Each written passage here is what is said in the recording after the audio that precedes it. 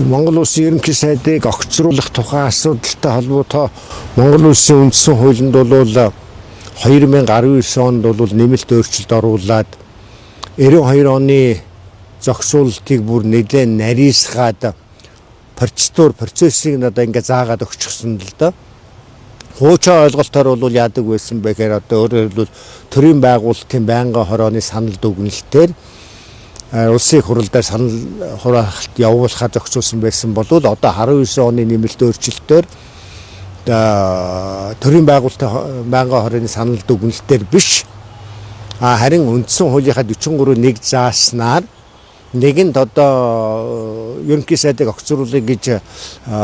нийт гишүүдийн 4/1 нь тийм асуудлыг тавьсан бол яг тэр асуудлаар нь санал хураалт явуулаад дэмжиж нэг уу гэдгээр санал хураалт явуулна. Тэгээд эндээс бол эцсийн шийдвэр гарна. Түүнээс одоо төрийн байгууллага хуучин шигээ бол төрийн байгуулалтын байнгын хорооны санал дүгнэлтээр одоо дэмжиж нөө дэмжихгүй байна уу гэсэн огцруулах уугүй юу гэсэн тийм асуудлаар санал хураалт явуулахгүй л гэж ингэж ойлгоно.